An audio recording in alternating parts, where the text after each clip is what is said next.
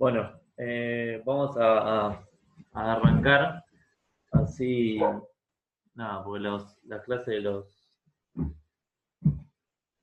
miércoles son más cortas, así podemos aprovechar bien el tiempo. Cualquier cosa me van hablando acá por el chat que va a ir apareciendo, supongo.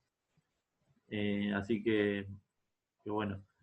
Lucía, la chica que traduzco, eran dos igual, los que tradujeron el texto de la semana pasada. ¿Ustedes no tienen problemas si lo subimos al campus o se puede subir eso? Obviamente con los créditos correspondientes, pero yo me lo quise subir sin su autorización. Eh, Así que, bueno, después, hoy entonces lo subo al campus, porque hay algunos que no están en el grupo de WhatsApp, pero lo voy a subir. Si ustedes no tienen problemas, yo después lo subo. Así está disponible para todos. Bueno, la idea de hoy es ver un poco expectativas racionales y modelos de RBC. No sé qué saben ustedes al respecto, así que la idea es ser bastante introductorios en términos generales.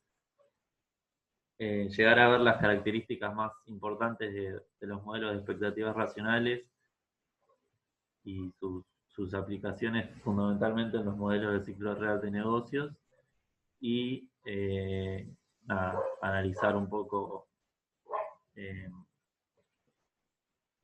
las diferentes implicancias teóricas que han tenido estos modelos.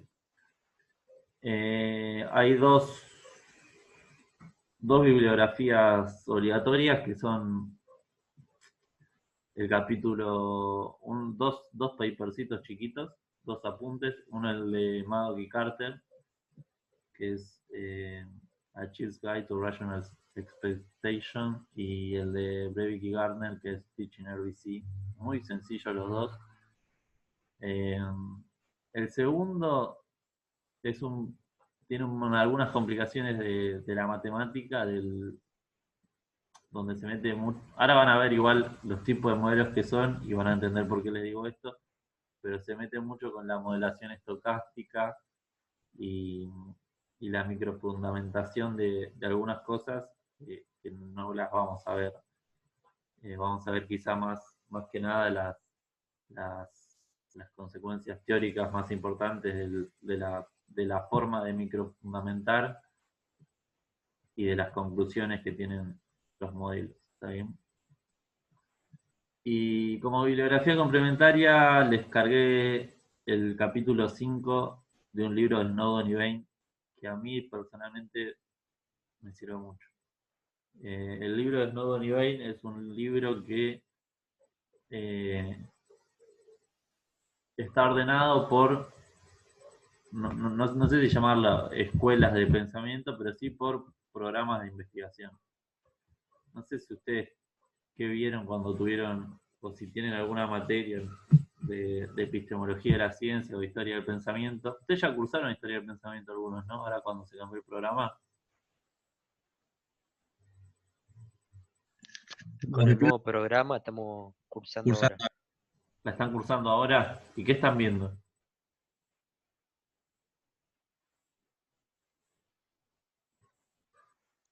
La Hola. primera parte vimos distintos pensadores, que eran Hume, Ricardo, Adam Claro, Smith, clásicos. claro. Y ahora arrancamos, creo que tuvimos una clase o dos, y, y solo vimos un texto de Hume y unas cositas más. ¿Y qué libro usan? Ni idea. No, son distintos textos que nos van subiendo de libros de los autores. No tenemos uno Leen directamente central. autores. Bueno, hay algunos libros que están buenos porque ordenan, digamos, eh, no- vamos a decirlo fácil, como que hay programas de investigación macroeconómica, por decirlo de cierta forma, como que determinados autores empiezan a estudiar algún, algunas cuestiones específicas con determinada metodología. Eso crea un programa de investigación y hay un programa de investigación que se le dice eh, o es propio de la modalidad de expectativas racionales y a ese conjunto de economistas se los denomina nuevos clásicos. ¿Está bien? Pero es una etiqueta que se le pone más que nada para agruparlos de cierta forma, pero bueno, no es que están en contra de otro, que son rivales ni nada por el estilo, pero sí que tienen una forma de explicar la macro. Y lo que tiene el libro de Snowden y Bain es que va explicando en orden cronológico los diferentes programas de investigación macroeconómica, ¿no? Empieza quizá con los programas clásicos de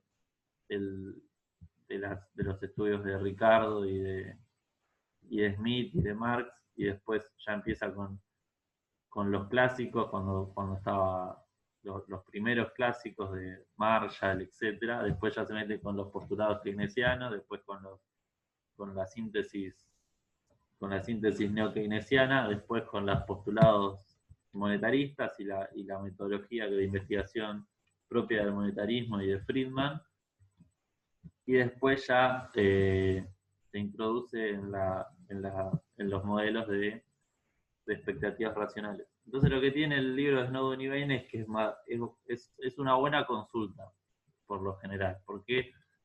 Porque te dice la forma que tienen determinada línea de investigación para producir los diferentes modelos que producen, digamos. Lo más importante del modelo de la clase es el primer texto, que es el de Maddox y Carter, que es muy fácil de leer, o sea, está muy bien escrito. No sé si lo leyeron ya, porque lo cargué anoche. La idea era, nada, como me dijeron que la idea era tenerlos cargados.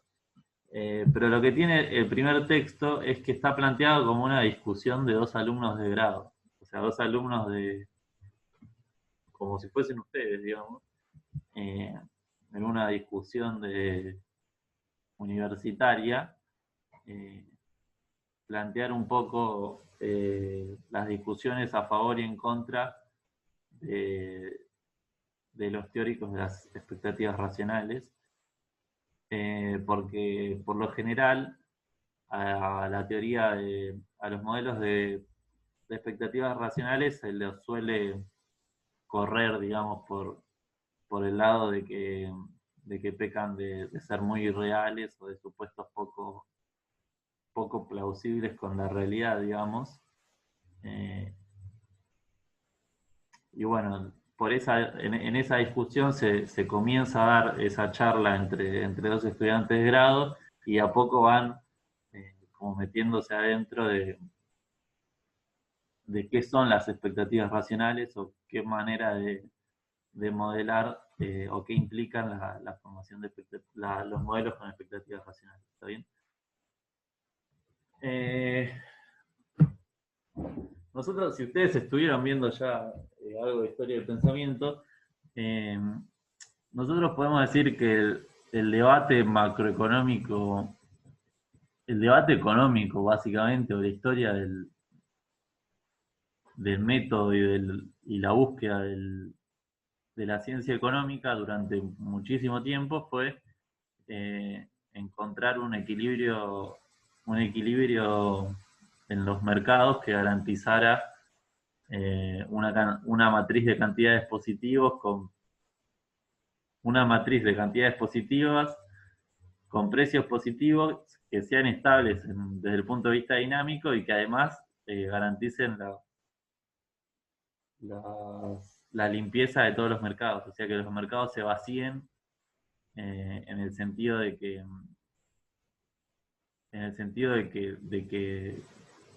no haya desequilibrios en ningún mercado. ¿Se entiende? Que los mercados no estén todos en equilibrio, con cantidades positivas, precios positivas, y que además sean estables. Garantizar la existencia de este equilibrio básicamente llevó desde el inicio de la economía clásica con Ricardo, Smith y Marx. Ustedes saben, no sé si lo vieron o no, pero entre Ricardo Smith y Marx tienen muchas coincidencias, sobre todo en el método y en las cuestiones que ellos consideraban exógenas y cuáles endógenas. Bueno, mi madre. Pero bueno, en definitiva, ninguno de los tres logra garantizar con el método que ellos proponen la existencia de este resultado de equilibrio, digamos.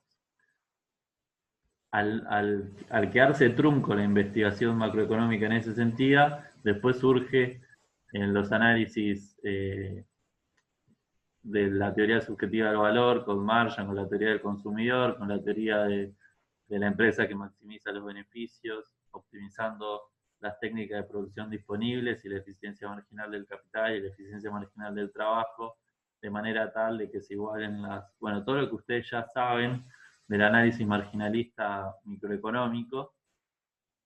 Y ahí aparece otra línea de investigación diferente a la que venían teniendo quizá los economistas clásicos, a partir de los cuales se busca llegar al equilibrio general y se llega a los primeros postulados quizá del equilibrio general que nosotros conocemos en los términos paretianos clásicos que ven en Micro 1.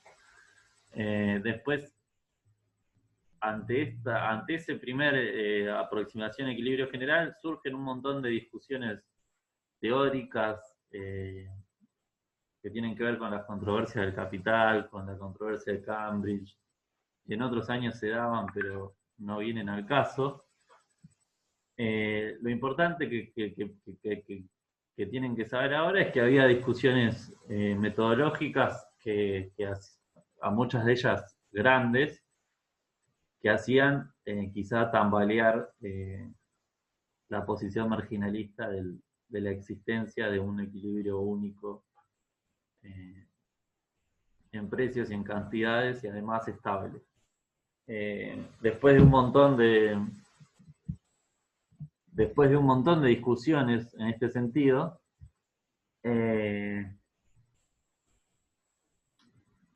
esta discusión queda saldada básicamente a partir de los modelos de expectativas racionales. Y ahí está quizá la relevancia teórica más fuerte de los aportes de Lucas. ¿Está bien? El principal exponente de las expectativas racionales es Lucas, por sus aportes en términos teóricos y en la modelización teórica de las expectativas racionales. Y Lucas viene a, de cierta forma, coronar o afianzar y darle total fortaleza y validez teórica a los resultados de equilibrio general de Arrow y de Brecht a principios de la década del 60. ¿También? Bueno, y con eso, de cierta forma, se afianza la idea, sobre todo a partir de la Academia Norteamericana, de que las economías de mercado eran capaces quizá de alcanzar la estabilidad macroeconómica y que las fuentes a partir de las cuales se podían explicar las crisis no eran las discrecionalidades o las fallas de mercado, sino que las crisis se explicaban más que nada por las discrecionalidades y la irresponsabilidad de parte del gobierno. ¿Está bien? Entonces, quizá... Esperen que voy a sacar al perro porque me está haciendo un escándalo. Vamos fuera.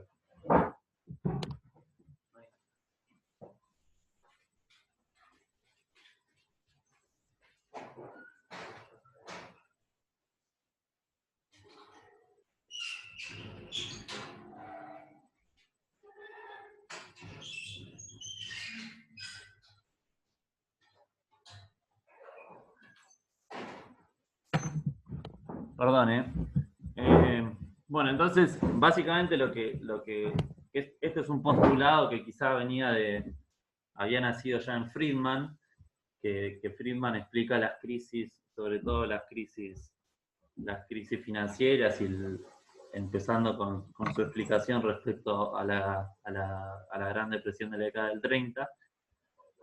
Pero bueno, básicamente esto viene a coronar las ideas de Friedman, que postula Friedman en un primer momento, donde las crisis están más vinculadas a la irresponsabilidad de la política pública en lo monetario y lo fiscal, y no tanto en las fallas de los mercados.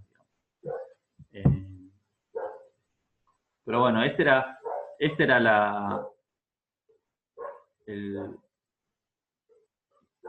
el espíritu de época, si se quiere, viene dado por Friedman, por un lado, el auge que tenían los postulados de Friedman en la Academia Norteamericana, y al mismo tiempo los problemas propios de la teoría monetarista, y que eran tan criticados por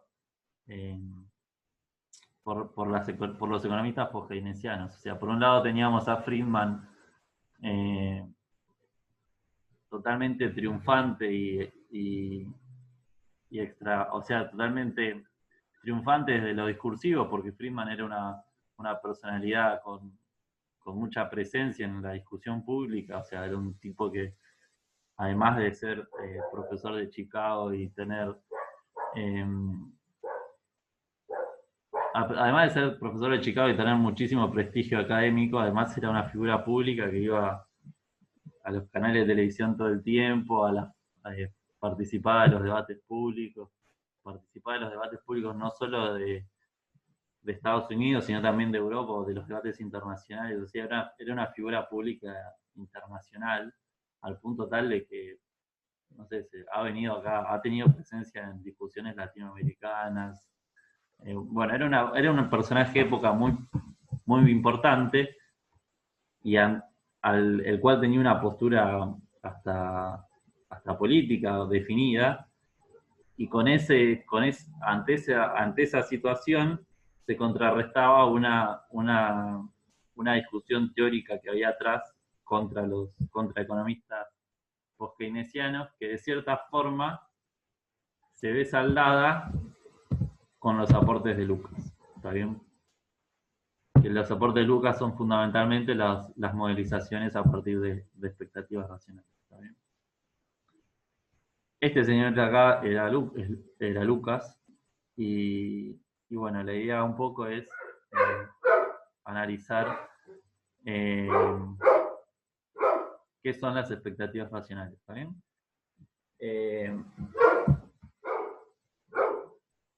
¿Alguien leyó el texto o no lo leyeron ninguno? ¿O alguien lo leyó y alguien sabe qué le pareció? ¿Tiene algo para decir?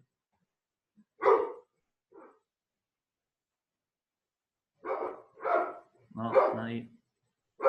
Bueno, lo que vamos a tratar de ver es repasar un poco la conversación. La conversación está buena entre los dos alumnos, digamos. Uno se define como un economista, como un estudiante que está quizá más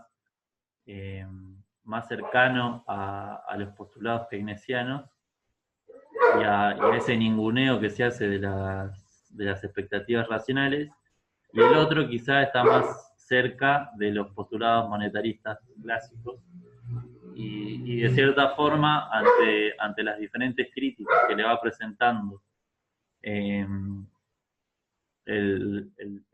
alumno que está más cerca de la teoría keynesiana, la forma de refutar del otro alumno le da cierta consistencia, y trata de explicar qué manera de fundamentar y cuáles son las debilidades y las fortalezas de los modelos de expectativas racionales. ¿Está bien? Un poco lo que está atrás de los postulados de las economías, de las expectativas racionales, es que, o lo que se dice usualmente, es que todos los agentes económicos tienen pleno conocimiento del modelo macroeconómico fundamental que explica el funcionamiento de la economía, y por lo tanto, como son totalmente racionales en la toma de decisiones, van a ser capaces de de anticipar los efectos de cualquier política económica, ¿está bien? Entonces, una de las conclusiones fundamentales de los modelos de expectativas racionales es la irrelevancia de la política pública, ¿está bien? ¿En qué sentido? En que cualquier política pública que tenga como objetivo tener incidencia sobre la demanda agregada, sobre el nivel de equilibrio de la demanda agregada con el producto agregado, va a ser totalmente ineficiente en términos reales, porque se va a ir a precios totalmente, porque los agentes van a anticipar los efectos que va a tener esa política. ¿Está bien? Bueno, entonces vamos a ir viendo diferentes partes de este gráfico y de este diálogo. Y lo que dice en una parte es la K refiere al economista keynesiano y la M al economista monetarista. Esperen que estoy leyendo a ver qué me están preguntando. Bueno, en el texto de Frisch, ¿ustedes tienen el texto del capítulo 2 de Mark 1 y Mark 2 o no tienen eso? Porque leyeron el capítulo 2 o leyeron a partir del 3. Sí, a partir del 3. A partir del 3. El capítulo 2 habla de expectativas racionales. Voy a ver si se los consigo. Yo pensé que lo habían leído, pero bueno. Pero en el 4 me acuerdo que estaban las expectativas racionales con Mark 2. Sí, pero en el... Si ves, como la introducción decís vos. el capítulo previo es un capítulo que habla solamente de expectativas y habla de la diferencia entre expectativas adaptativas, que era la forma de modelizar expectativas que utilizaba Friedman, y las expectativas racionales que introduce Lucas, Sargent y los nuevos economistas clásicos. Bueno, como ustedes se acuerdan, lo que dice la curva de Phillips de Friedman es que en el corto plazo hay una relación negativa entre la tasa de desempleo y los niveles de inflación, pero que en el largo plazo la curva de Phillips se vuelve vertical, en el sentido de que cualquier intento por disminuir la tasa de desempleo en el largo plazo termina siendo irrelevante. ¿Por qué? Porque hay una tasa natural de desempleo, ¿está bien? Y esa tasa natural de desempleo depende de factores reales, básicamente. ¿Por qué? Porque el producto potencial y la tasa natural de desempleo dependen de factores de oferta que tienen que ver con los costos de ajuste, los costos de transacción, la dotación factorial y la tecnología a disposición de la producción. Y entonces esa tasa natural de desempleo va a estar determinada por fuera de las disposiciones de demanda, y eso va a hacer que por más que la política pública no va a poder modificar la tasa natural de desempleo en el largo plazo, salvo que modifique los factores de oferta que la determinan, digamos. ¿Está bien? Entonces, la conclusión de lo que van a agregar los nuevos economistas clásicos es que, como los agentes ya van a conocer ese funcionamiento del modelo, lo que va a pasar es que van a anticipar ese efecto y ni siquiera la política expansiva va a tener algún efecto en el corto plazo, ¿está bien? Ni siquiera en el corto plazo, porque Friedman admite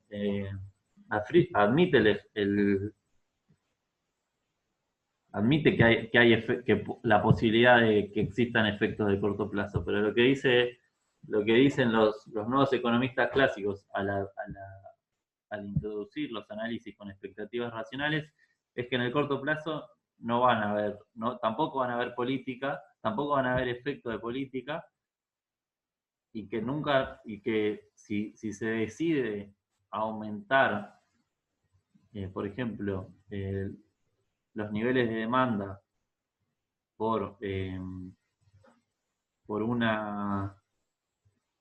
ejemplo, por una política monetaria expansiva, lo que va a pasar es que van a aumentar la demanda, pero la producción real va a seguir siendo la misma, y todo el aumento de la demanda va a producir un aumento en la tasa de inflación.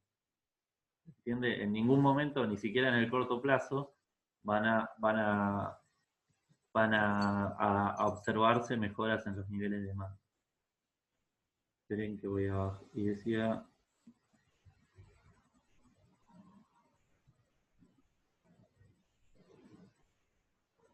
Solo el 3 y el 4. Santiago Varela, vos tenés el libro completo en inglés. Pásamelo. Yo lo tengo igual, me parece. Había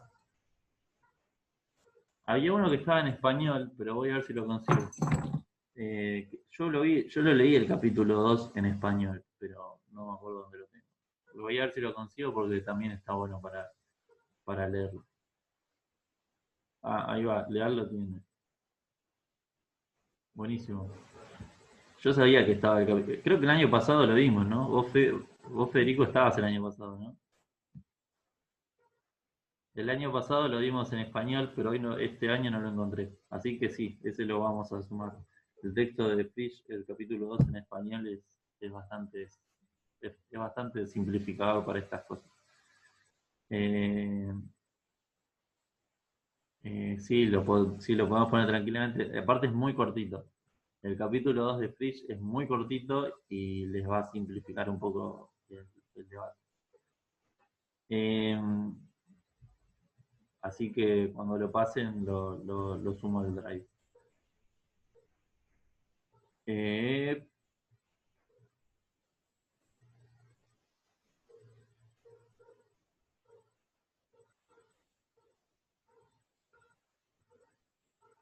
A ver qué dice esto.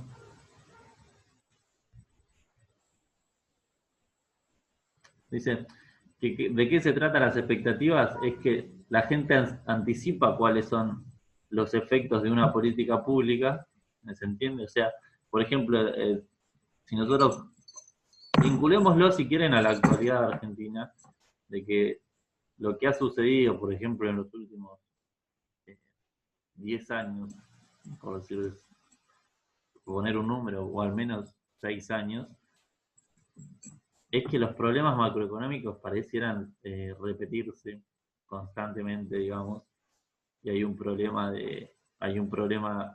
constante que por más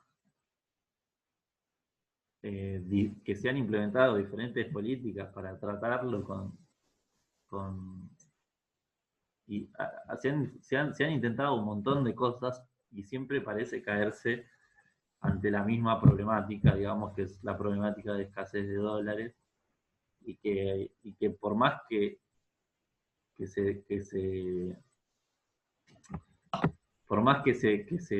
diseñen distintos marcos regulatorios, pareciera que ante las situaciones de déficit crónicos en la cuenta corriente, los agentes se resguardan, digamos, en activos extranjeros y forman activos extranjeros para protegerse ante una posible evaluación, y eso termina precipitando la nueva evaluación en cierta forma, y esa dinámica macroeconómica pareciera, de cierta forma, retroalimentarse constantemente.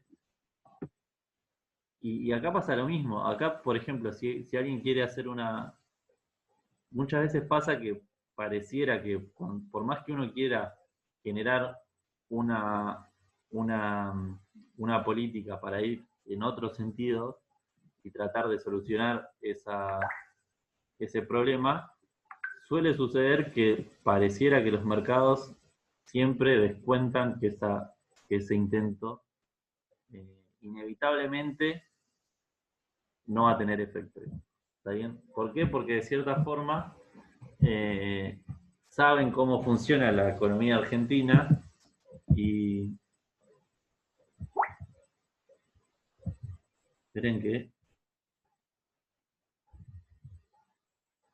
Esperen un segundo.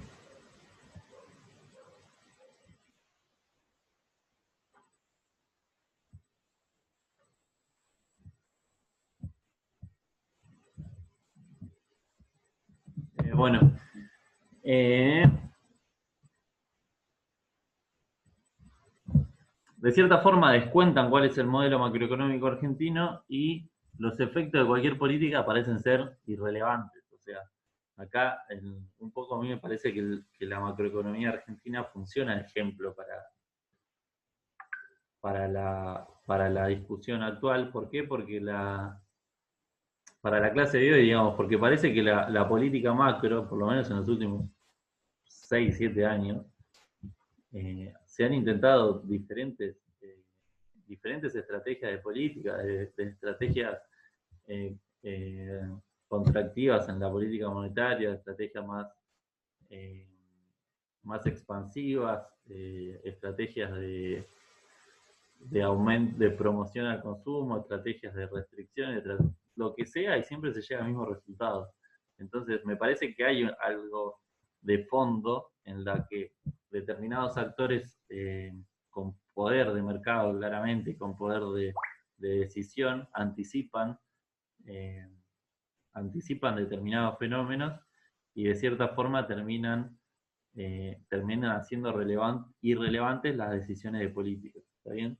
Un poco de esto trata uno de los postulados fundamentales de las expectativas racionales, que es que la política pública se torna totalmente irrelevante porque los agentes de la economía anticipan todos los efectos macroeconómicos de las decisiones del gobierno. Y al anticipar las decisiones macroeconómicas, las implicancias macroeconómicas de los gobiernos, la política pública se vuelve ineficiente. Juan, ¿me Sí, escuchas? Una pregunta. Lo que mencionaba respecto de que la política, digamos, queda a un lado, porque los agentes todo el tiempo están no previendo perfectamente, pero arreglando esa expectativa y acomodándose a la situación. Ahora, y digamos, no creyéndole a la política, pero eso siempre y cuando la política no sea creíble y sea, por ejemplo, siempre discrecional. Digo, si se ata a la regla, sería otra la discusión. sí. Ahora nos metemos con eso. Dame un segundo porque me molesta mucho el perro. Dale.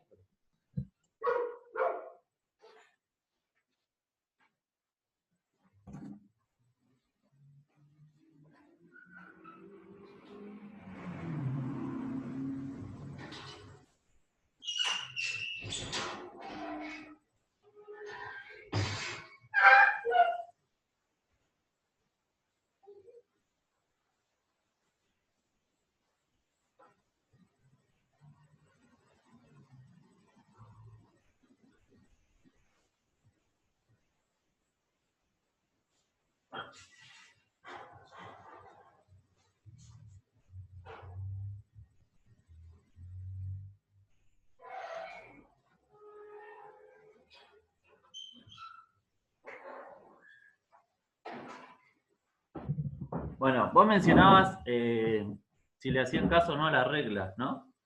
Claro, me acordé del tema de moneda, esto de la confianza, la credibilidad, Claro, el qué es lo tema es mejor para el gobierno, teniendo en cuenta esto de las expectativas racionales. el tema es, por ejemplo, cuando ponele que se atienen a la regla. El tema es cuando la regla no es creíble. No sé si Claro, me explico. está. Ponele el caso a ver, a mí lo que me parece, sin ninguna, no tengo ninguna intención de entrar en un debate político. Pero a mí me parece que los problemas que suelen existir es que ninguna regla es creíble, en definitiva. ¿Por qué? Porque puede cambiar, o sea, cambia el ministro o cambia la autoridad del Banco Central y puede cambiar la regla. O sea, Claro, depende igual, claro, o sea, cómo te vaya también. Me acordé de lo que veíamos también en los modelos de no sé si me explico. Sí, sí, metas de claro, sí. inflación, Están que los ahí modelos de cambiar la moneda, regla no y de hecho en tiene la moneda credibilidad. modelos con expectativas racionales, pero bueno, claramente lo que tienen las expectativas racionales es que te cambia, a partir de los modelos de expectativas racionales, te cambia la forma de ver la macro. En en esta cuestión del intercambio permanente de información, ¿no? Entre el Estado y los agentes, digamos. Pero bueno, hay una cuestión de credibilidad y de sostenibilidad de la regla, porque por más que te vaya bien y que la regla pueda ser de cierta forma sostenible, puede ser que no te la crean directamente. Es lo que me parece que pasó. Que por ejemplo, sobre todo después, en la última parte del macrismo, que había una regla de restricción monetaria, de contracción de la oferta monetaria fuerte, pero que en determinado punto, cuando eso no se transformaba en solucionar el problema de fondo, que era el déficit en cuenta corriente, eso dejó de tener un efecto real, digamos. Por más que vos seguías manteniéndote a la regla, esa regla no cerraba, digamos. En algún momento ibas a tener un problema macro. Y eso te terminó explotando, digamos. ¿Cuándo terminó explotando? Cuando tuviste la fragilidad de saber que por un resultado electoral esa regla no se iba a sostener. Pero el germen de la falla de la regla venía de que esa regla no estaba acompañando la solución de un problema más grave, que era el desequilibrio macroeconómico.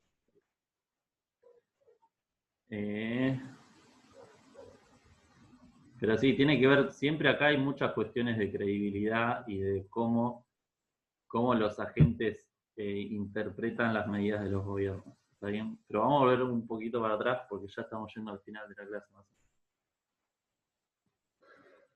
Bueno, ¿qué son las expectativas racionales? Las expectativas racionales son la aplicación del principio fundamental, digamos, de que los agentes tienen una conducta racional para la adquisición y el procesamiento de la información para predecir el futuro.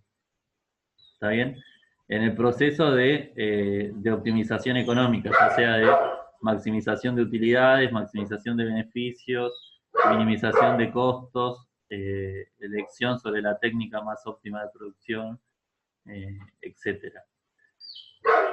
Si uno considera que los agentes son maximizadores racionales, entonces es consistente considerar que la recompilación de información y la formación de expectativas como determinantes por el propio procedimiento.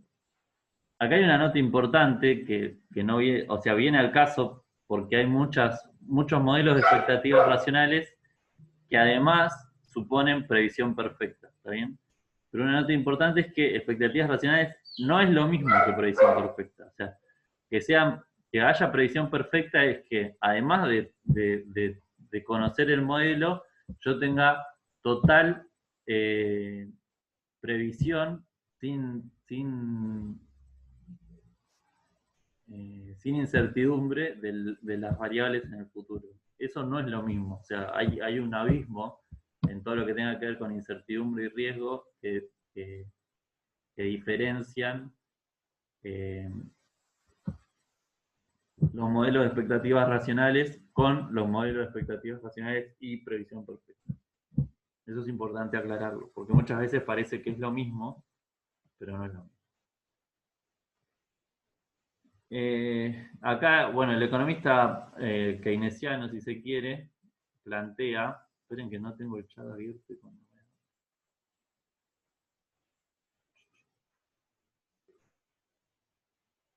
No, les cuento de mi perro, un paréntesis. Tengo un perro muy viejo y está enfermo, está viejo.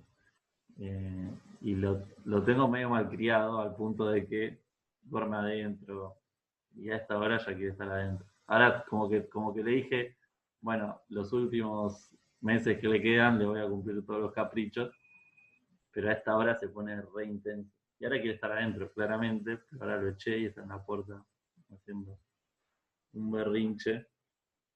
Pero bueno, ahora después de la clase entra y es el rey de la casa. Siguiendo. Bueno, le plantea que los agentes económicos entonces recopilan la información y usan esa información eficientemente, pero de cierta forma hay una idea en este postulado de que todos tienen acceso a esa información. ¿Está bien? Y ahí mismo los economistas, los nuevos economistas clásicos, saben que acá hay un problema, porque no es que desconocen la situación, saben que la información es costosa, que no es fácil acceder a la información y que a veces hay restricciones al acceso a la información, no solamente restricciones en lo que tiene que ver al procesamiento de datos, porque muchas veces, obviamente, un dato suelto no te dice nada, sino que hay que tener capacidad de procesar información, de procesar datos para obtener información, sino que además hay cosas de las cuales no hay información. ¿Está bien? Y de cierta forma, en los postulados de los modelos de expectativas racionales, pareciera que la información se muestra como una mercancía gratuita. ¿Está bien? Y ante esta crítica, que es una crítica muy común que se le hace a expectativas racionales, el otro chico, el que está en la postura monetarista, le dice, bueno, eso es razón, eso es un buen punto, y que muchos teóricos han ignorado los costos de información en la formación de expectativas, y que es una crítica que ya está bastante reconocida, pero a la vez hay una cuestión, hay una cuestión fundamental, que es que muchas veces los que tienen que tener esa información la terminan teniendo. ¿Está bien? O sea, que si bien es cierto que no todos los agentes tienen esa información, sí se puede asumir que los agentes que tienen poder en las decisiones macroeconómicas sí llegan a tener acceso a esa información en condiciones de igualdad, digamos.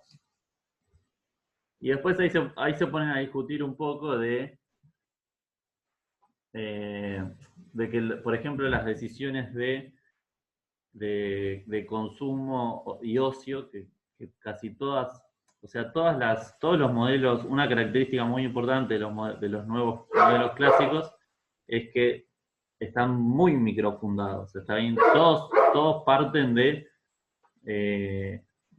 agentes maximizadores de utilidad y ocio que optimizan la oferta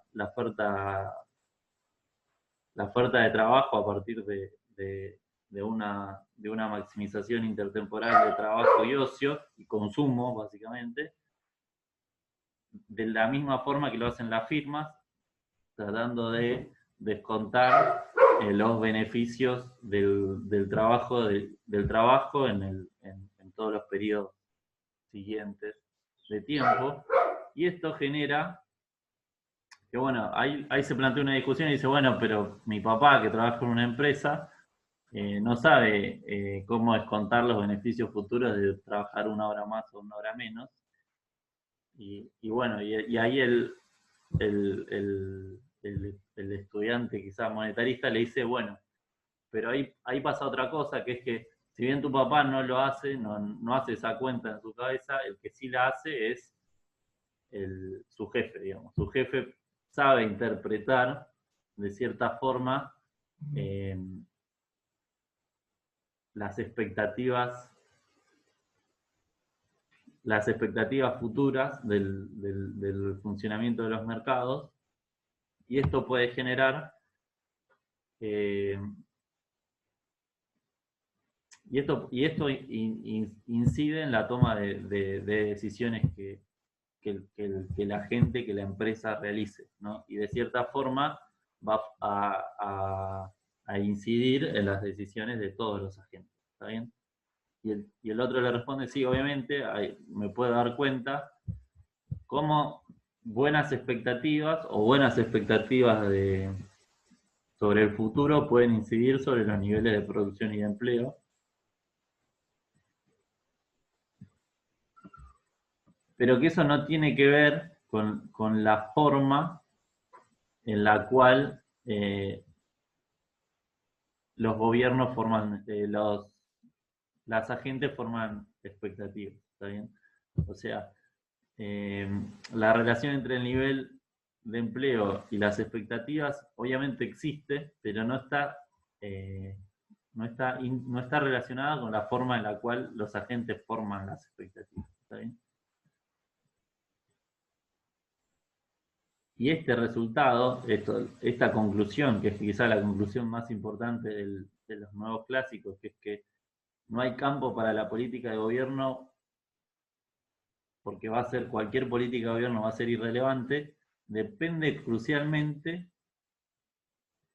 de un supuesto especial sobre las expectativas, que es este supuesto de que pueden prever la forma y el comportamiento macroeconómico de una economía en particular.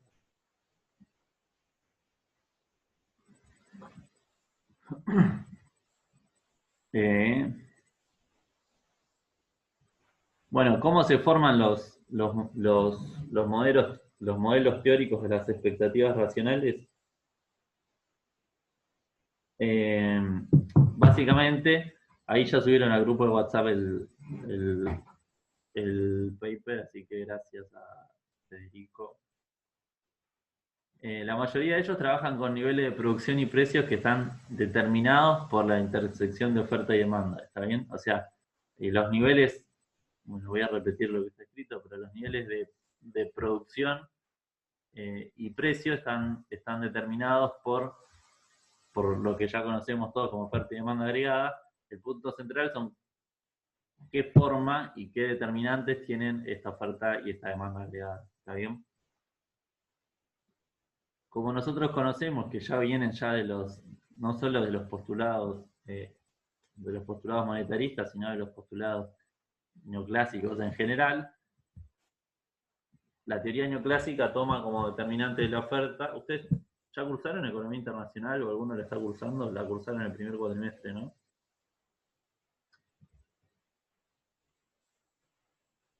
Bueno, pero ahí ven fácil los modelos de Jones que le gusta dar a Natalia, donde los determinantes de la oferta siempre son las dotaciones factoriales y la tecnología, y siempre son factores, o sea, la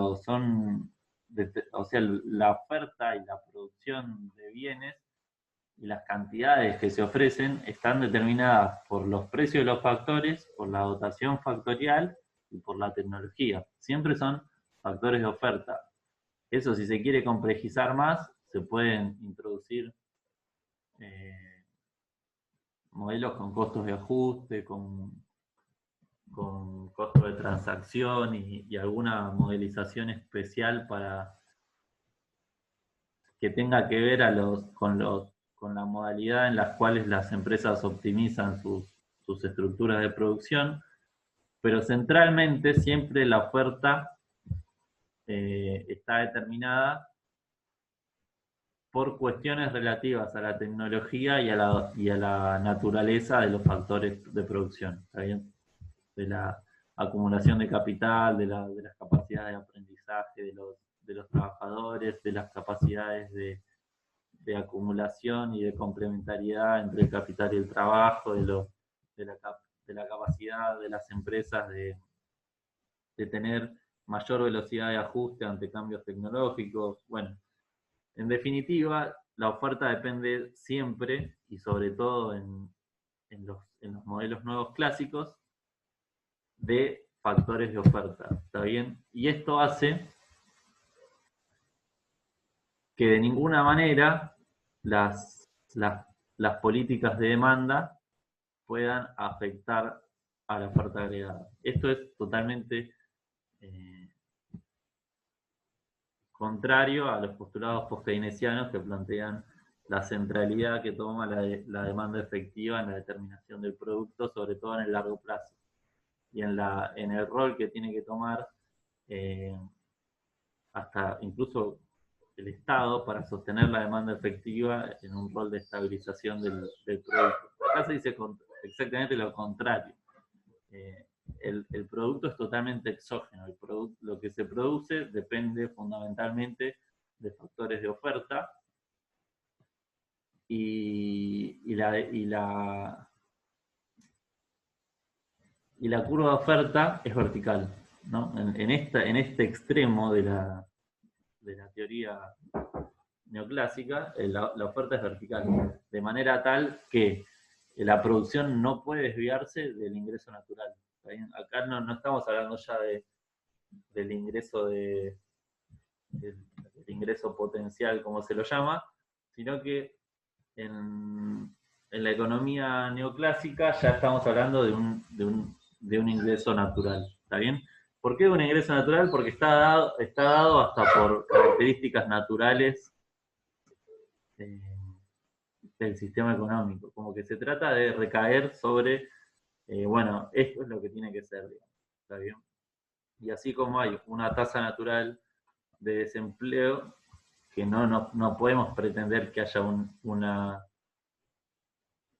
tasa por debajo de la natural, o sea, el desempleo tiene que mantenerse en ese nivel, también va a haber un nivel natural en el cual tiene que estar el producto, y ya tratar de incidir sobre ese producto natural es, de cierta forma, una irresponsabilidad desde la política pública.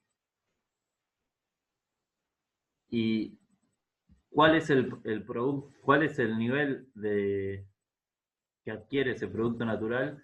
Bueno, el producto natural está dado fundamentalmente por el equilibrio en los mercados de factores, tanto en el mercado de trabajo, que te va a dar la tasa natural de desempleo o la tasa natural de empleo, y lo mismo va a suceder en el mercado de capital, que el mercado de capital también va a tener una tasa natural de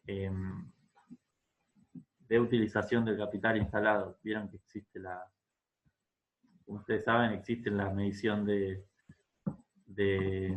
ocupación de utilización del capital, entonces hay también una utilización natural del capital. Generalmente las economías capitalistas tienen una subutilización del capital instalado, y también hay una gravitación alrededor de una tasa natural de utilización del capital instalado. Entonces, básicamente lo que se va a postular es que hay un nivel natural del producto asociado a equilibrios en la tasa de desempleo y en la tasa de utilización del capital instalado, ¿está bien? Que también van a ser tasas de equilibrio de los mercados de trabajo y de capital.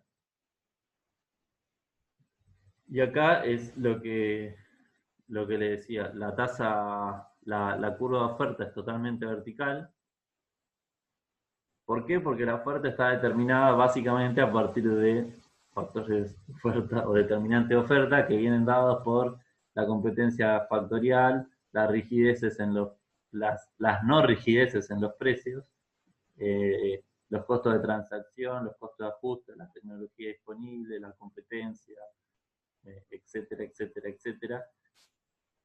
Y cualquier cambio en los niveles de demanda no va a poder influir sobre los niveles de producto. ¿Está bien? Porque al haber perfecta movilidad de precios,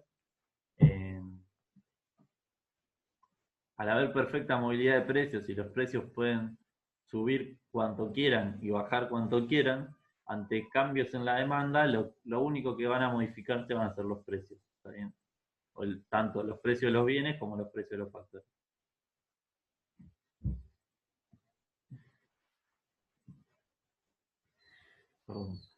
El punto de las expectativas racionales, esto es lo que dice la postura monetarista, si se quiere. El punto de las expectativas racionales es que la gente no será sorprendida por ninguna política sistemática. ¿Está bien? Cualquier gobierno que descanse sobre una regla de política, bien sea el crecimiento fijo de la oferta monetaria o alguna medida relacionada al ingreso o al desempleo, nunca causará desviación respecto a la tasa natural. ¿Está bien? O sea, acá viene un poco lo que queremos traer a la discusión que teníamos hace un rato. O sea, por más que nosotros hagamos política expansiva de la oferta monetaria o política contractiva para tratar de retraer la oferta y nos atengamos a esa regla, si esa regla no tiene una contraprestación, digamos, o un lado por el cual termine incidiendo en los productos, en la producción real, ¿está bien? O en los problemas de fondo, en los problemas reales, ya sea acá podemos decir de producto potencial, pero yo le puedo decir de la producción real de bienes transables o de la producción o del cambio real en los niveles de exportaciones e importaciones, o en el cambio en la matriz productiva. Bueno, por más política de demanda que hagamos, ya sea expansiva o contractiva, el problema de fondo va a seguir estando. ¿Está bien? Entonces, cualquier gobierno que, si quieren lo traducimos, cualquier gobierno que descanse sobre una regla de política, bien sea de crecimiento fijo de la oferta o de alguna medida relacionada al ingreso, nunca causará una desviación si no cambia alguna desviación en las tasas naturales de los factores reales que hacen al problema económico, sea déficit en la cuenta corriente, déficit crónico de financiamiento externo o lo que fuera. Una política, y acá lo que dice que lo único que va a poder tener efecto sobre la producción real es un cambio aleatorio, ¿está bien? Es un cambio totalmente impredecible, ¿está bien? Solamente una política impredecible y que ponerle que nosotros tenemos, ponerle que exista una autoridad o una política económica que esté fuera de total lógica económica, justamente, ¿no? En el sentido de que, por ejemplo, vamos a poner un supuesto, muy supuesto, pero por ejemplo hay una autoridad monetaria, no, ni siquiera hay una autoridad monetaria, hay sucesos internacionales que aleatoriamente un día te llegan 100.000 millones de dólares y al otro día no te llega nada y al otro día te sacan 50.000 millones de dólares y así sucesivamente. Y hay una política totalmente aleatoria de la recepción o no de fondos internacionales. Solamente ese tipo de políticas totalmente aleatoria y imposible de prever puede llegar a tener algún efecto real. ¿Por qué? Precisamente porque no tiene ninguna lógica con el modelo y el funcionamiento del modelo macroeconómico. Cualquier regla que esté relacionada sistemáticamente a condiciones económicas, por ejemplo, una que esté diseñada teniendo en cuenta la estabilidad, será perfectamente anticipada y de ahí no va a tener ningún efecto ni sobre la producción ni sobre el empleo. En otras palabras, para tener efectos reales, la política monetaria debe ser completamente impredecible. Cualquier política sistemática será ineficiente. Entonces, las expectativas racionales están basadas en toda la información. Acá le responde el keynesiano, digamos, dice: las expectativas racionales están basadas en toda la información disponible, que incluye la regla de política gubernamental. Y acá está el debate que vos me decías hoy. O sea, la regla gubernamental se conoce y al ser conocida deja de ser eficiente, digamos, ¿sí? En los términos planteados acá. ¿Por qué? Porque si ya se conoce, o sea, se conocen los efectos que tiene y se da por descontada el éxito o no de esa política, ¿está bien? De ahí que una expectativa racional sobre la inflación, por ejemplo, incluirá de manera anticipada los efectos de la política de gobierno, así que no tendrá ningún efecto sobre la producción. Por ejemplo, ¿no? Para que estoy leyendo las preguntas.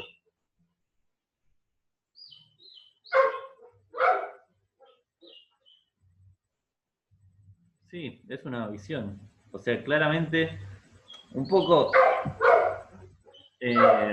sí, claramente es así. O sea, por más político, lo que dice es un poco lo que podemos sacar hablándolo, porque si no parece que estamos hablando todo el día de teoría y no lo traemos al debate nuestro, pero un poco sí es, por más política contractiva o expansiva de demanda que hagamos, si no acompañamos con una política de oferta, o sea, no política de oferta, me refiero a con política de oferta me refiero a política para producir más o política industrial, o llámenlo como quieran. Pero claramente hay un problema de oferta y de cuenta corriente, ¿está bien? O de estructura productiva, si se quiere. Entonces, un poco el mensaje es eso, por más que nosotros hagamos control de capital o restricción a la compra de dólares o tratar de lo que sea, hay un problema de fondo que viene dada por la estructura productiva que tiene un carácter real, si se quiere, un carácter, o sea, sobre el producto real, que tiene eh, componentes de importación muy ligados o sea, bienes intermedios que se importan del resto del mundo, y eso te genera una presión sobre la cuenta corriente y una estructura empresaria muy ligada a capitales extranjeros, que eso también te genera una presión sobre la cuenta corriente y y un sector energético también muy ligado al sector extranjero que te genera presión sobre la cuenta corriente, y así vas acumulando muchas características de la economía, de muchas economías periféricas que en definitiva te genera más problemas de cuenta corriente, digamos. Entonces, claramente hay problemas estructurales que si no lo atacás, o sea, si no me refiero a atacarlo agresivamente, pero si no te ocupás de problemas estructurales, por más, por más diseño de la coyuntura financiera que hagas, sea contractivo o expansivo, van a ser las dos ineficientes y no solucionar el problema base, digamos.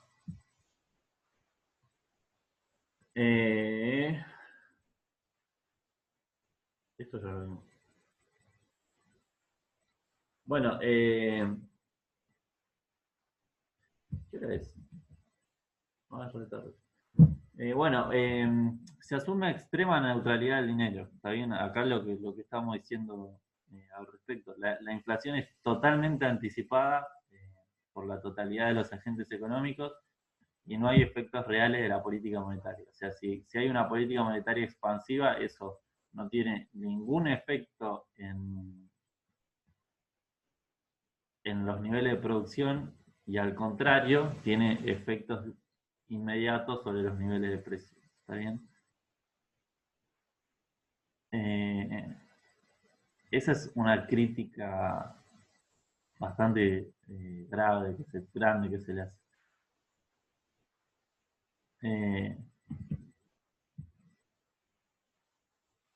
Pero bueno, cuando se le plantean las críticas más importantes quizás a los modelos de expectativas racionales, acá hay un problema de aproximación, porque los, los, los modelos de expectativas racionales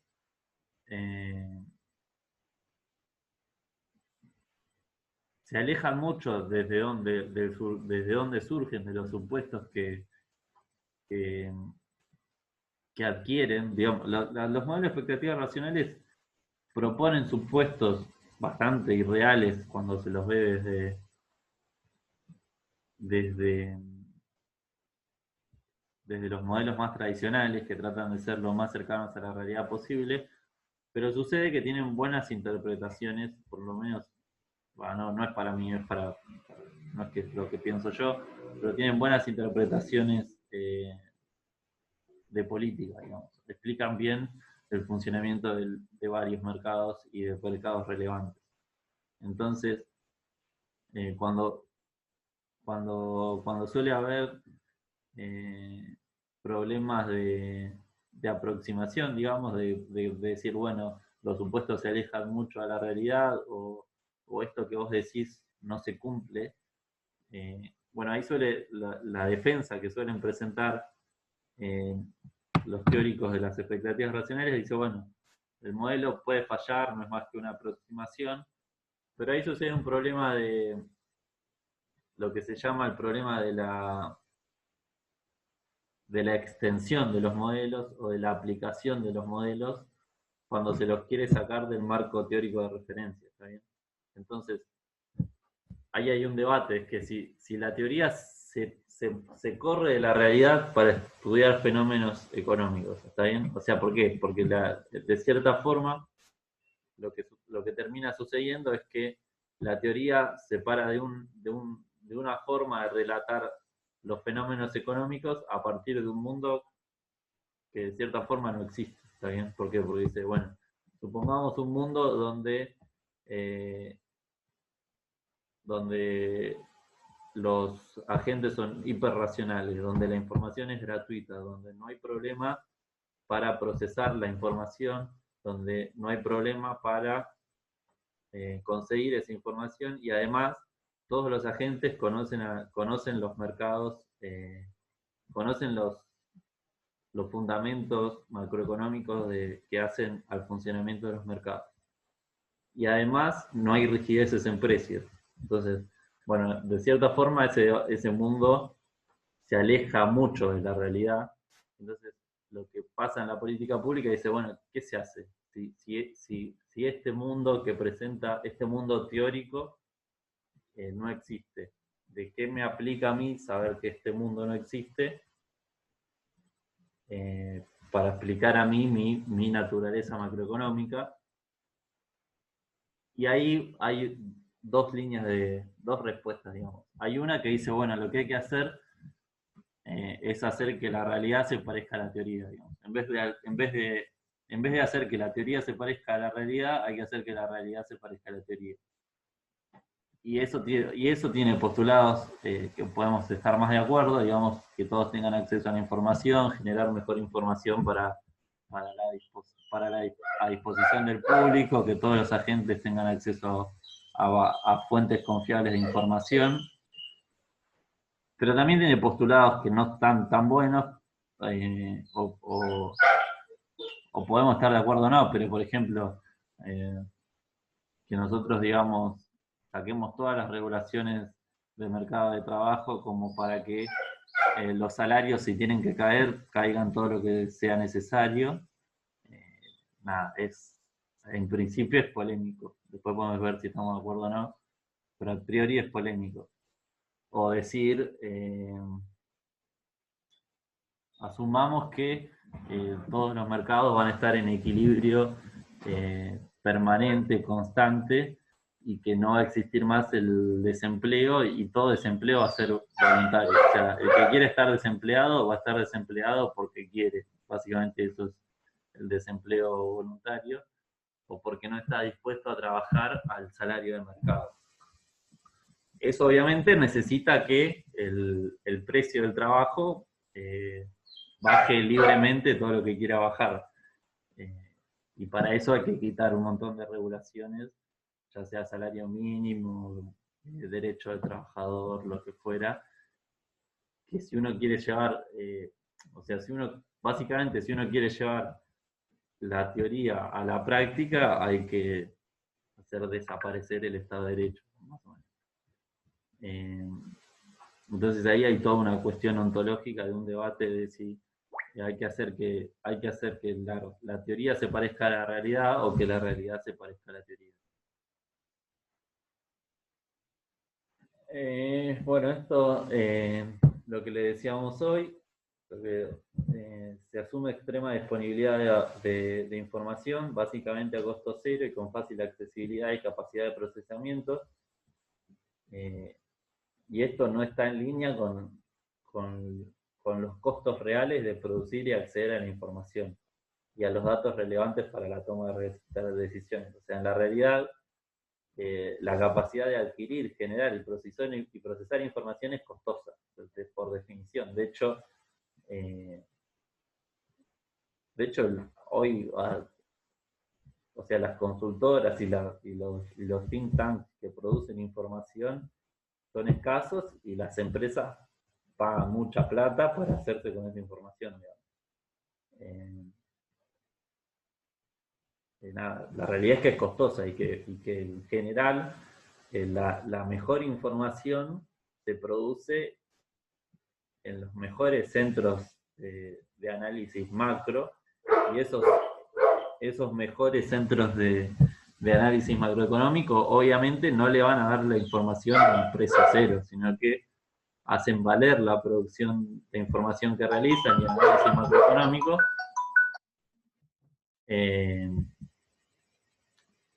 y el análisis macroeconómico, y lo venden a las empresas y a los bancos a un costo alto, obviamente lo hacen valer. Esperen que... bueno, y después el otro, este supuesto, que quizá es el más polémico, pero para mí es un supuesto que se salva bien, digamos. O sea, si bien es un supuesto muy fuerte, la forma que tienen, o sea, la forma que tuvieran los nuevos economistas clásicos de saldar este debate es bastante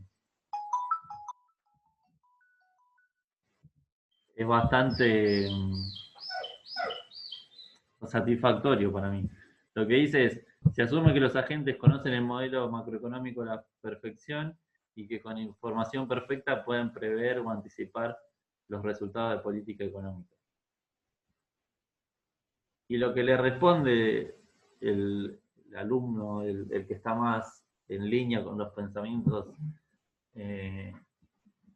monetaristas o clásicos, le dice, bueno, está bien, yo entiendo que esto no es así, pero lo que dicen los teóricos de las expectativas racionales es que no necesariamente toda la gente conoce el modelo correcto de la economía, sino que sugieren que de algún modo, o sea, existe algún proceso de arbitraje por el cual la gente que sí tiene el modelo correcto, de cierta forma, tiene dominancia sobre el resultado. ¿Está bien? O sea que por algún modelo de arbitraje social o colectivo, la gente que tiene el modelo correcto tiene la forma de dominar el resultado social, ¿está bien? El resultado de precio de producto, de manera tal que termina sucediendo el mismo resultado que sucedería si todos tuvieran ese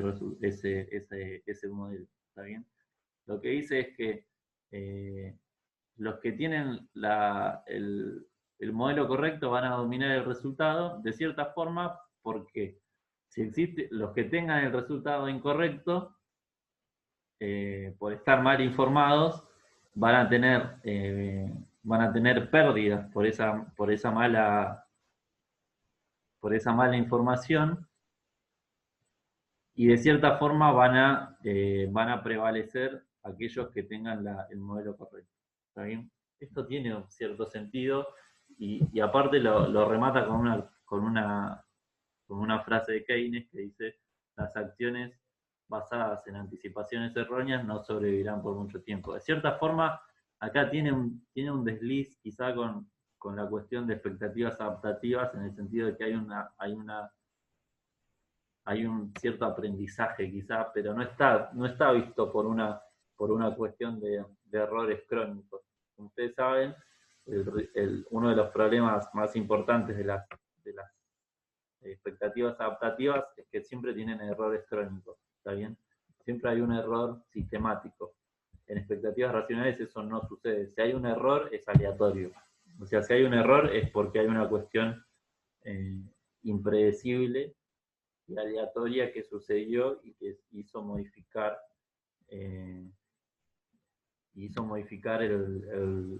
el output, pero no por un error sistemático de los agentes. Los agentes son racionales y no se equivocan, pero sí puede pasar que haya aleatoriedades que modifiquen la realidad. Y esto, o sea, esta dinámica lleva a que el resultado de convergencia sea la expectativa racional. ¿Está bien?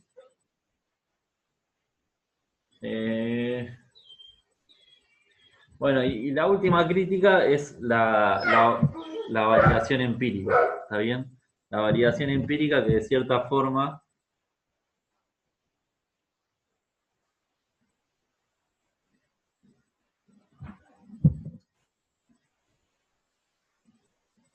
esperen,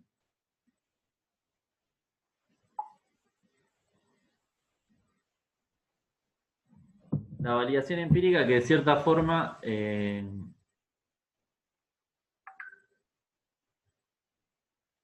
no tiene muchos problemas de aplicación, digamos.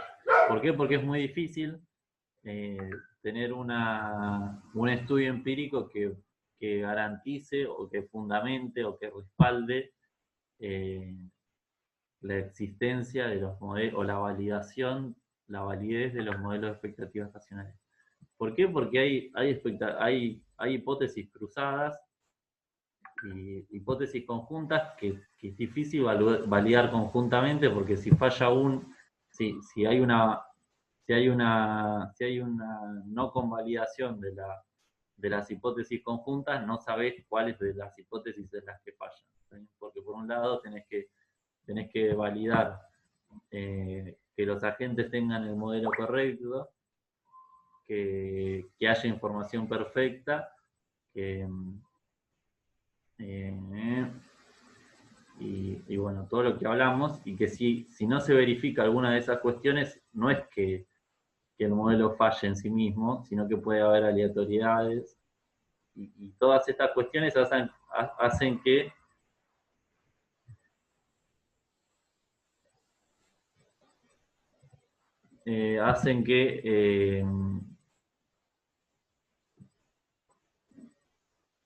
bueno, todas estas aleatoriedades hacen que sea muy difícil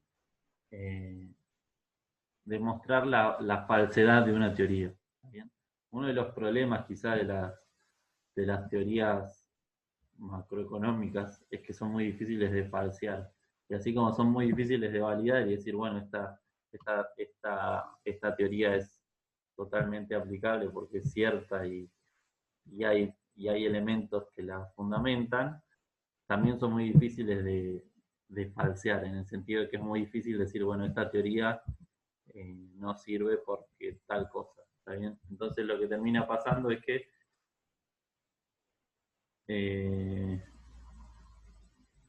esperen que me están llamando.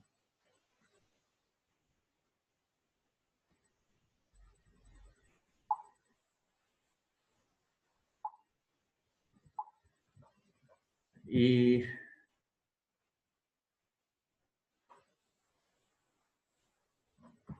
bueno, y lo que al tener problemas del falsacionismo, que es muy difícil tener una forma de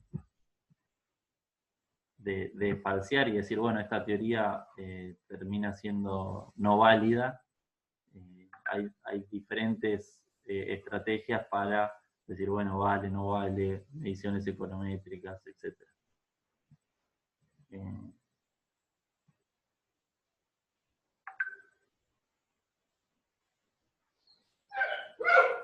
¿Alguna pregunta hasta acá? ¿Qué hora es? Estamos viendo.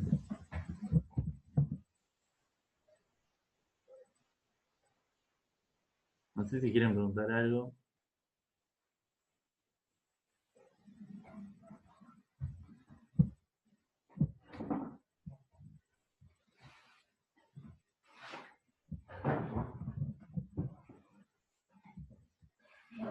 Falta la parte de herbicida, no pienso que ya terminamos, pero me gustaría terminar esta parte.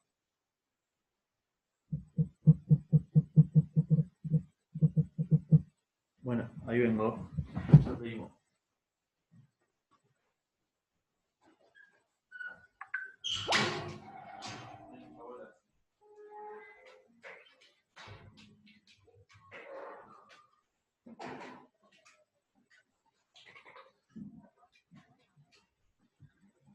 Bueno, un poco ya terminamos con la primera parte de expectativas racionales.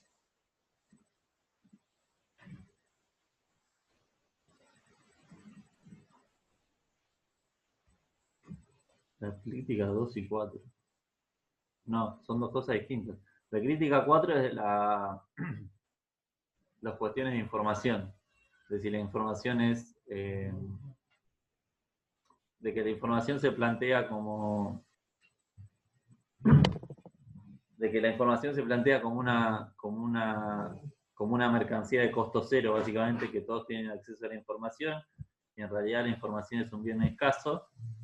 Y la crítica 4 es la validación empírica de la validación de una teoría. O sea, cuáles son...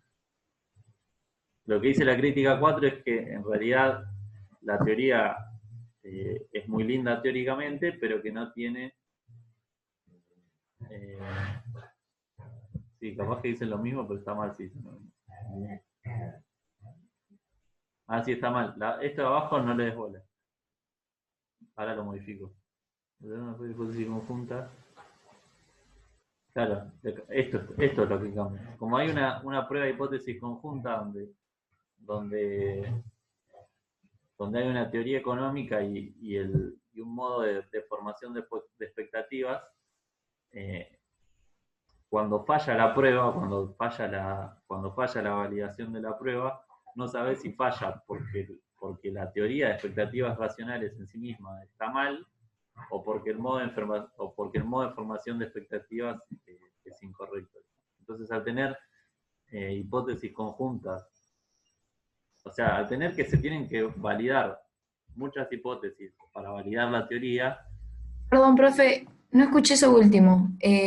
O sea, no se sabe si está fallando porque la teoría está mal o por qué. O sea, cuando vos validas la teoría, supongamos que ustedes quieren verificar que la teoría de expectativas racionales es verdadera, ¿está bien? Y entonces tienen que hacer una prueba, un test, para verificar, no sé, algún experimento, y si ese experimento falla, no va a decir necesariamente que la teoría de expectativas racionales está mal, sino que puede fallar por otras cuestiones. Por ejemplo,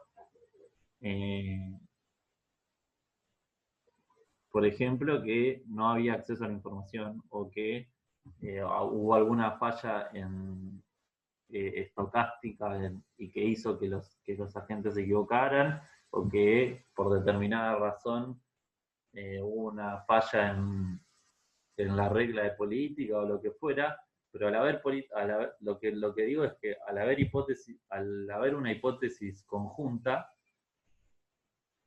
que no se verifique esa hipótesis conjunta no quiere decir que la teoría sea inválida, ¿está bien? Que falle una hipótesis conjunta no invalida la teoría. Entonces, por más que tengas evidencia empírica por más que tengas evidencia empírica en contra de una teoría, eso no invalida la teoría, ¿está bien? Y este es un problema que surge en casi todas las teorías económicas, ¿está bien?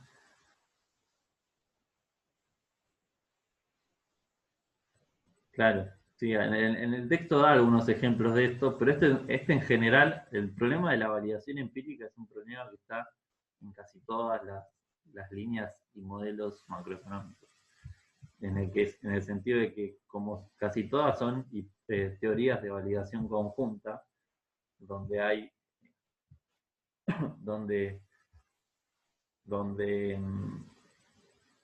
donde se tienen que dar muchas cosas en simultáneo para aplicar una teoría a un determinado momento y en una determinada situación, lo más probable es que los test de hipótesis conjunta terminen de cierta forma fallando, pero esa falla no invalida la teoría en sí, sino que invalida la aplicación de esa teoría en ese momento específico de tiempo, ¿está bien? Entonces, la no verificación de una validez conjunta no invalida la teoría, sino que invalida la teoría en ese caso específico. Entonces termina teniendo un problema es un problema general de la ciencia económica y quizá de buena parte de las ciencias sociales, de que tienen problemas para falsacionar una teoría. ¿Está bien? Dicho esto, no sé si se entiende. ¿Saben lo que es los procesos de falsacionismo?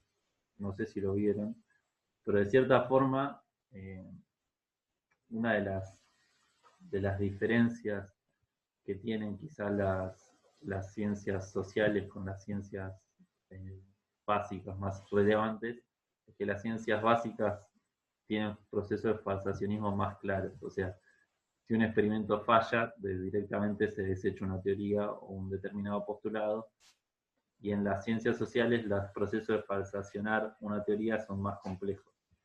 ¿Por qué? Porque es más difícil decir esta teoría no sirve.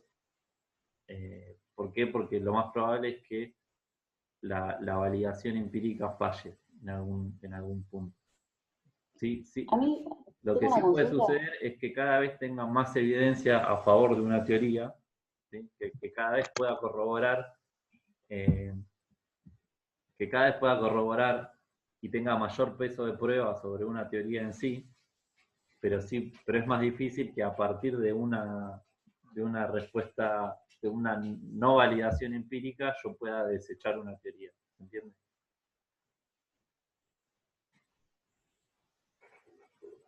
Claro, es eso que dice Camilo. ¿Por qué? Porque puede haber algún problema algún problema en la construcción del modelo. También puede ser que la realidad no se corresponda al modelo. A ver acá qué dice. Esperen, porque tengo el chat en la mitad de la serie.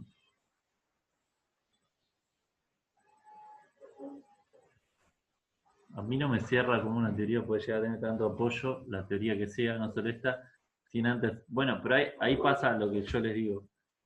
Las teorías, sobre todo en ciencias o en economía, lo que pasa es que van acumulando peso de prueba, ¿está bien? O sea, al que no tengan procesos de falsacionismo claro no quiere decir que la evidencia empírica no sirva, ¿está bien? Sino que lo que van a acumular, las teorías acumulan peso de prueba en el sentido positivo. Si yo puedo verificar que determinada teoría me sirve para explicar determinado proceso económico y esa teoría aplica muy bien cada vez a más lugares, bueno, esa teoría va ganando peso de prueba. Ahora, cuando esa teoría, por determinada razón, no me sirve para explicar algo, no me invalida la teoría. ¿Me explico? Entonces, como que esa teoría solamente vamos a decir que para ese caso no aplica. Pero sí aplica para todos los que ya teníamos. Digamos. O explica de cierta forma un fenómeno que no es,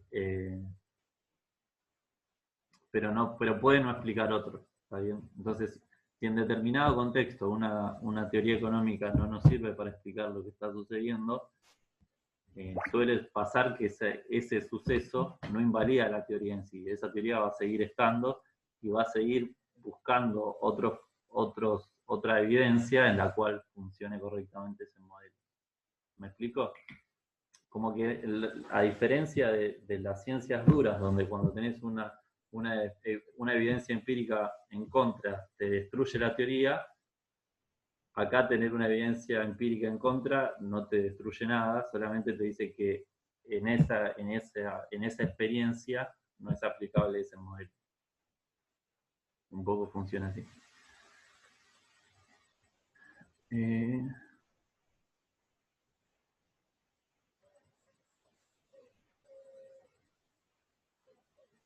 Bueno, acá volvemos a lo que habíamos dicho hoy de Friedman.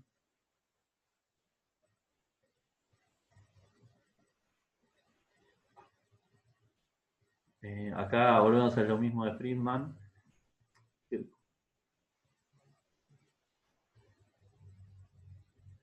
Que un poco discute esto, dice, La mayoría de la política de estabilización de la posguerra han estado basadas en la idea de que existe un intercambio entre inflación y desempleo que el gobierno puede utilizar manipulando la demanda agregada, pero Friedman invalidó esa idea al mencionar que existe una tasa natural de desempleo, ¿está bien? Y dijo que la política podía funcionar haciendo que la gente fuera engañada, pero en el largo plazo la gente no puede ser engañada sistemáticamente. Sin embargo, esta idea de Friedman aún dejaba libre el camino para que en el corto plazo sí pueda ser efectiva. ¿Está bien? Ahora, lo que introducen las expectativas nacionales es esta idea de la irrelevancia de la política económica. Y es que si la gente tiene expectativas racionales, entonces no va a poder ser engañada por una política que encima se utiliza sistemáticamente. Ni siquiera en el corto plazo, de tal forma que tampoco en el corto plazo la política económica va a tener efectos directos. Y nada, la curva de Phillips va a llegar a ser totalmente vertical, incluso en el corto plazo.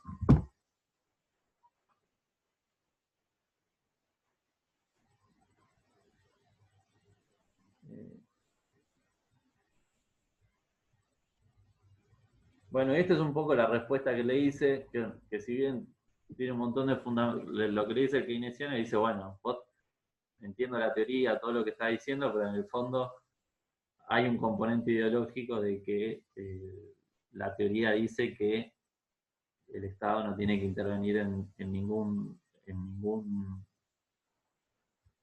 proceso sobre la demanda agregada, ni en términos fiscales, ni en términos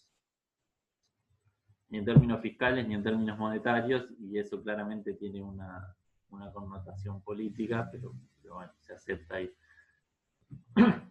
Me dice, hay implicaciones muy importantes para el diseño de la política. Los agentes económicos suelen ser tomadores de decisiones inteligentes y pueden ser tomados en cuenta en decisiones. Esto es quizá para mí la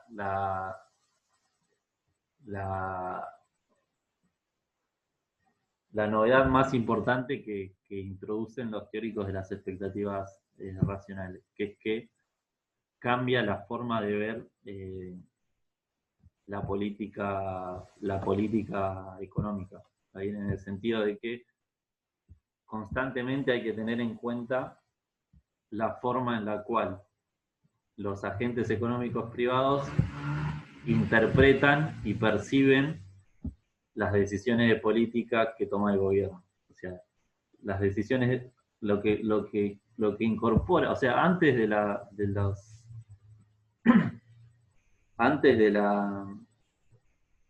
introducción de los modelos con expectativas racionales, no estaba quizá tan clara el mecanismo por el cual los agentes privados podrían prever los efectos macroeconómicos de una política monetaria o fiscal. ¿Está bien? Y a partir de la modelización con expectativas racionales, es fundamental tener en cuenta este feedback permanente entre los agentes privados y la forma en que ellos interpreten la política pública. ¿Está bien? Entonces, acá está quizá el principal aporte de los modelos de expectativas racionales, y es justamente esto, que los agentes económicos privados toman decisiones inteligentes y hay que tenerlos en cuenta, tanto las decisiones que toman como los comportamientos que tienen ante un cambio en la política del gobierno. ¿Bien? Esto quiere decir que el que hace la política debe anticipar los efectos que esta política puede tener en las expectativas privadas, pero también en los cambios que se harán en el comportamiento de todos los agentes. Y esto significa que se necesita conocer mucho más acerca de la disponibilidad de información, el uso de esa información y el rol que tiene esa información en la formación de expectativas y en el comportamiento de los que toman decisiones. Y acá claramente es un aporte, digamos, de los teóricos de las expectativas racionales, es que el interés de la política económica tiene que tener en cuenta a estas expectativas y al rol de la información en el comportamiento económico. Pues claramente la información y la formación de expectativas en los agentes que toman decisiones relevantes tienen un rol fundamental en la macroeconomía y en la estabilidad, en la función de estabilidad de los sistemas.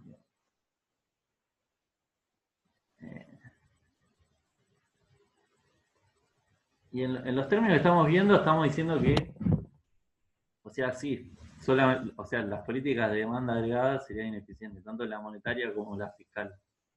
Lo único que tendría incidencia, creo, igual lo dice en el trabajo, lo único que tendría incidencia sobre el producto y sobre los niveles de producto son los determinantes del mercado de trabajo. Los determinantes que pudieran afectar cuestiones reales, ¿está bien? En el paper hace mucha mención al mercado de trabajo, pero porque también ahí hay una línea de decir, bueno, hay que flexibilizar los precios, hay que flexibilizar los mercados, pero si no lo quieren ver de esa forma, podemos decir, bueno, hay que generar mayor inversión, mayor capital o mayores procesos de aprendizaje, y eso en definitiva tendría efectos sobre la tasa de desempleo.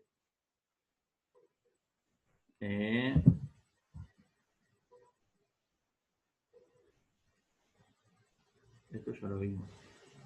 Esto también. Bueno, ahí hay dos apéndices que son muy sencillos, pero básicamente cuando termina toda la charla entre estos dos tratan de modelizar todo lo que hablaron y poner en un modelito bastante sencillo lo que vieron. Pero bueno, un poco los puse acá los supuestos para que los vean antes para que los tengan presente, pero básicamente es que es un modelo de equilibrio general con ecuaciones simultáneas, donde hay plena flexibilidad de precios y equilibrio simultáneo en todos los mercados, dentro de los cuales está el mercado de trabajo. En el mercado de trabajo hay pleno empleo, no hay desempleo involuntario y siempre constantemente el nivel de empleo está sobre la tasa natural. Para incrementar o reducir el nivel de política, para incrementar o reducir el nivel de producto, la política de gobierno debe alterar el equilibrio en el mercado de trabajo, o sea, el equilibrio en el mercado de factores. ¿Está bien? Esto es a lo que respondía, a lo que preguntaban recién. Si el producto está determinado básicamente por la cantidad de trabajo y de capital que se consume en el proceso de producción o que se utiliza en el proceso de producción, lo que hay que cambiar si se quiere modificar los niveles de producto es modificar los determinantes de los procesos productivos, ya sea la técnica, la tecnología o las dotaciones factoriales. El producto está determinado exclusivamente por los determinantes de los mercados de factores. Ustedes saben cuáles son los determinantes de los mercados de factores, que son estos que mencionábamos recién, las dotaciones factoriales y ¿qué más? Las dotaciones factoriales y las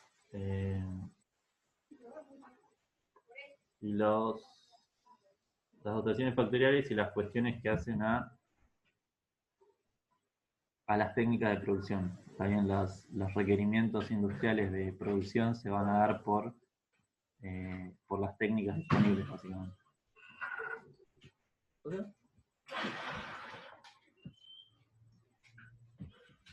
¿Qué más? Bueno, la decisión que determina la oferta de trabajo se determina en términos reales de forma tal que el equilibrio del mercado de trabajo es totalmente independiente de las decisiones de precio. ¿Está bien? Y los equilibrios implican que tanto, así como, bueno, esto viene dado por la forma en la curva de oferta. Si la curva de oferta es totalmente vertical, los equilibrios reales termina dependiendo de cuestiones independientes a la política monetaria y a los precios. Los modelos de expectativas racionales siempre no van a admitir la tenencia de dinero por motivo de especulación, que quizás fue lo que más había, la novedad en cuanto a la demanda de dinero que había introducido Keynes, acá se elimina, digamos, y la única razón para tener dinero líquido y no tener otro activo financiero es mantenerlo solo por motivo transaccional. Entonces las tenencias de dinero van a ser exclusivamente por motivo de transacción, no se elimina la posibilidad de tener dinero por un motivo de especulación, y de esta forma, digamos, vuelve a tener validez los postulados clásicos más vinculados a la neutralidad del dinero y a la neutralidad de la política monetaria.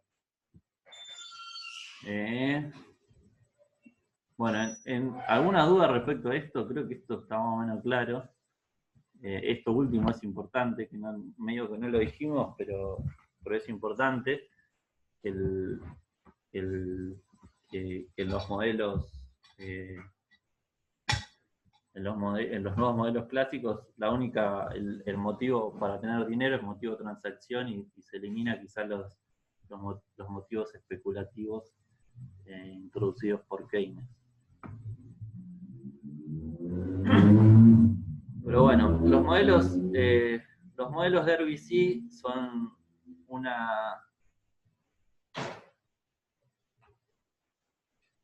modelos de ciclo real de negocios, que dice básicamente que la forma de explicar los ciclos de negocio a partir de expectativas racionales van a ser por shock de productividad, ¿está bien? Un poco se deriva de lo que estuvimos hablando, ¿está bien? Si nosotros asumimos que el producto está definido fundamentalmente a partir de factores de oferta, la única forma que van a tener estos modelos para explicar variaciones en los niveles de producto van a ser a partir de variaciones en los determinantes de la oferta, ¿está bien? Entonces, acá estos modelos se caracterizan por ser modelos muy microfundados, donde tenemos hogares y firmas que maximizan su utilidad y sus beneficios en función de una función de utilidad que toma decisiones de consumo y de ocio con una tasa con una tasa de descuento sigma, y después tenemos una firma que maximiza el producto a partir de las dotaciones, eligiendo a partir de una función de producción en virtud de capital y trabajo y de una determinada dotación de tecnología. Y acá se introduce la noción como novedad de que la tecnología es una variable estocástica. ¿Está bien? Es una variable aleatoria sin capacidad de ser prevista por los agentes de un periodo hacia el otro. Perdón, no, me agarró como hipo. Entonces, ¿qué pasa? Si la tecnología es una variable estocástica totalmente aleatoria y sin capacidad de hacer un forecast, o sea, de poder saber o tener alguna noción de cuál es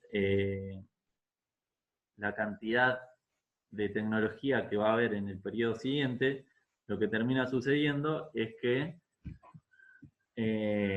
los cambios en los niveles de productos se dan por cambios estocásticos en la tecnología disponible. Entonces, si la única posibilidad de explicar los ciclos económicos va a ser por cambios estocásticos en los niveles de tecnología.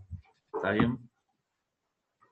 Bueno, después tenemos una ecuación que es una ecuación de capital, que nos va a dar la dinámica de la acumulación de capital, donde la acumulación de capital depende básicamente de la tasa de interés real, la real, no la nominal, y de la productividad marginal de la inversión, positivamente la productividad marginal de la inversión y negativamente la tasa de interés real, y donde después la demanda agregada se va a dar por la suma del consumo de la inversión, suponiendo economía cerrada e ignorando al Estado. ¿Está bien?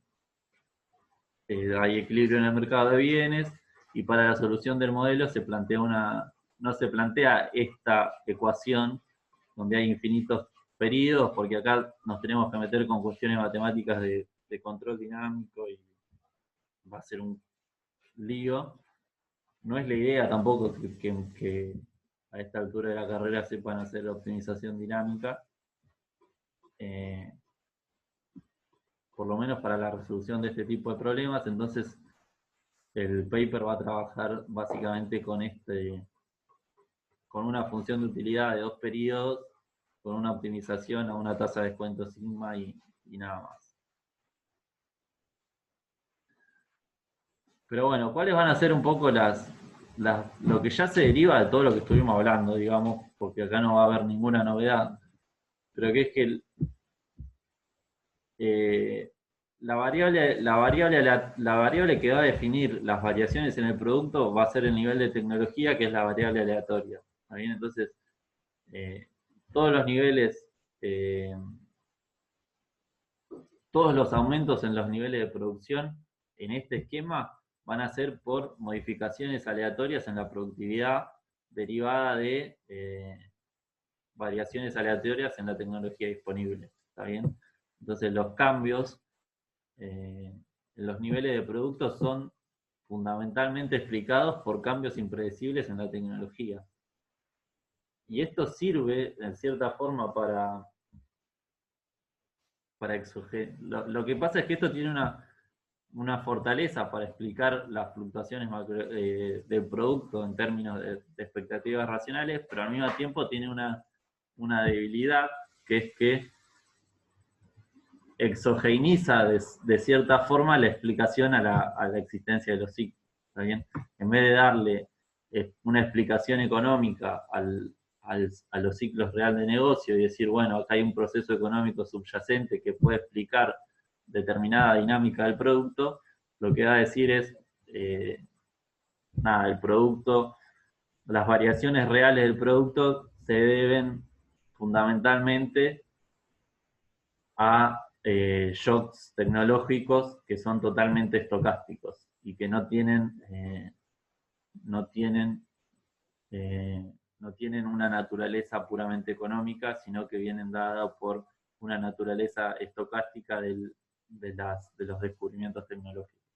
¿Está bien? Y bueno, después ahí hay toda una discusión de ver si los shocks tecnológicos son permanentes o son transitorios, y de qué forma estos diferentes shocks pueden tener una determinada injerencia sobre las decisiones de consumo de las familias, de inversión y de la tasa de interés real. Terminando, ya, ¿qué hora estamos viendo ahora? Sí, perdón, increíble. Finalizando ya todo esto. Los economistas teóricos de las expectativas racionales, que en algunos libros se los engloba como nuevos clásicos, los más importantes fueron Lucas, Sargent, Wallace, Prescott, y podemos seguir. Dominaron, la realidad es que a partir de mediados de los 70 en adelante, hasta bien entrados a los 90, dominaron la discusión macroeconómica, fundamentalmente en Estados Unidos, que es quizás el centro de producción académica más importante, y a partir de esa dominancia en la academia estadounidense, dominó toda la discusión macroeconómica del mainstream. Puntualmente la modalidad metodológica y la forma de ver los procesos económicos llevó a modificar totalmente la forma de hacer macroeconomía en la política pública. Esto que veíamos hoy de la importancia del feedback permanente entre los hacedores de políticas y los agentes que toman decisiones económicas, los agentes privados, y desde qué punto se separa la macroeconomía para analizar las diferentes, la validez y la posible efectividad o no de una política en cuanto a los sistemas de credibilidad y sostenibilidad de esa política pública. Sus formas de modelar las expectativas, el rol de la información y este feeding constante entre los agentes en el proceso de toma de decisiones modificó totalmente la forma en la cual se realiza la política económica desde ahí para acá, y más allá de la consistencia teórica de los modelos, que quizás es lo que más se destaca, que son modelos sumamente consistentes en lo teórico y en lo conceptual. Una debilidad es que quizá las variables claves para explicar los cambios en las variables más importantes, que puede ser el producto, terminan siendo exogenizadas, o sea, se terminan formando por fuera de los procesos económicos fundamentales, y por ahí, si queremos explicar variaciones en los ciclos, o variaciones del producto, terminan siendo explicadas por variables aleatorias por fuera del sistema económico. Por ejemplo, lo que veíamos con RBC, el caso de que los cambios en los niveles de productos se dan por cambios, por variaciones estocásticas en los niveles de tecnología. Así que, nada, con eso terminamos. No sé si quieren preguntar algo. Es ahora.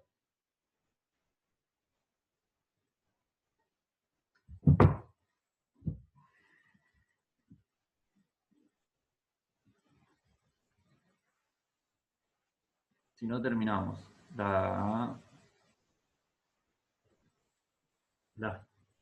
La filmina ya están, les subo ahora el 2 de Freeze y se los cuelgo también en el campus. Pero estamos. Si no tienen preguntas, terminamos.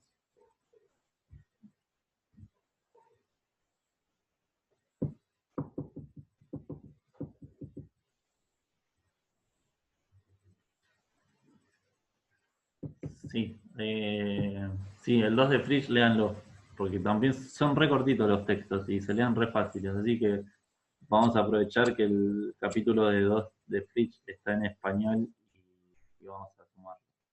La práctica de ciclos sí se la subo, les quiero agregar más ejercicios, así tienen más para... Sí, se la voy a dar resuelta ya, así la pueden practicar tranqui.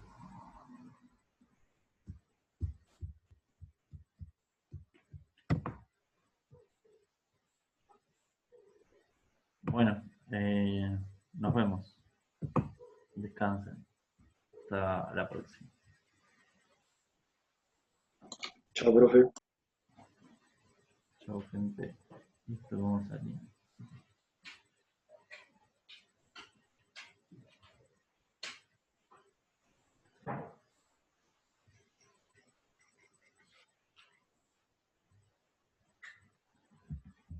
Vamos a salir.